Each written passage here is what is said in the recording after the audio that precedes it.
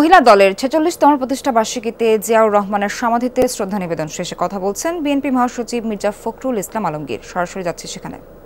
মতামতের উপরে নির্বাচন করে তারা যত দ্রুত সম্ভব সংস্কারগুলোকে সম্পন্ন করে তারা দেশে নির্বাচনের মাধ্যমে জনগণের ক্ষমতা জনগণের হাতে তুলে দেওয়ার ব্যবস্থা করবে।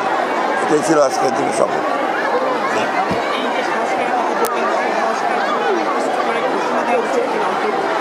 আপনারা জানেন, আমরা বারবার করেই দুবার দেখা করেছি। আমরা আপনার এই অন্তর্বর্তীকালীন সরকারের প্রধান এবং তাদের সদস্যদের সঙ্গে প্রত্যেকবারই বলে এসেছি আমরা যে একটা সংস্কারগুলো ঘোষণা করে যেটা তারা করতে চান সেগুলো জনগণের সামনে তুলে ধরা এবং সেটার সময় নির্ধারণ করা যাতে করে সুনির্দিষ্ট একটা যৌক্তিক সময়ের মধ্যে নির্বাচন হতে পারে।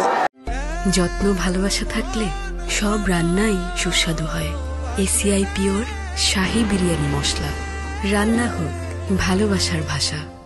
জনগণের ক্ষমতা জনগণের হাতে তুলে দেওয়া যেতে পারে সেই ব্যবস্থা করার জন্য আমরা তাদেরকে অনুরোধ করেছি।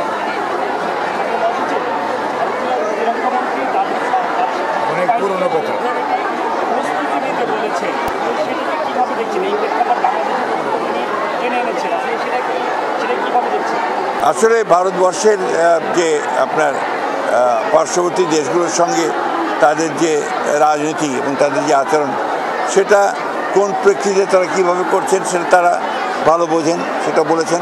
কিন্তু দুর্ভাগ্যজনকভাবে আমরা দেখতে পাচ্ছি শুধু বাংলাদেশ নয়, পার্শ্ববর্তী দেশগুলোর সঙ্গেও ভারতের সম্পর্ক খুব ভালো যাচ্ছে না। এটা অন্যতম প্রধান কারণ আমার কাছে যেটা মনে হয় যে ভারত সবসময় একটা প্রভুত্ব একটা রাজনীতি তারা এই দেশগুলোর সঙ্গে পার্শ্ববর্তী দেশগুলোর সঙ্গে করেছে, যেটা ভারতের জন্য শুভ বয়ে আনবে না, পার্শ্ববর্তী দেশগুলোর জন্য শুভ বয়ে আনবে। সুতরাং পারস্পরিক সম্মানের ভিত্তিতে, মর্যাদার ভিত্তিতে, পারস্পরিক স্বার্থের ভিত্তিতে সেই সম্পর্কে গড়ে তোলা উচিত বলে আমরা মনে করি।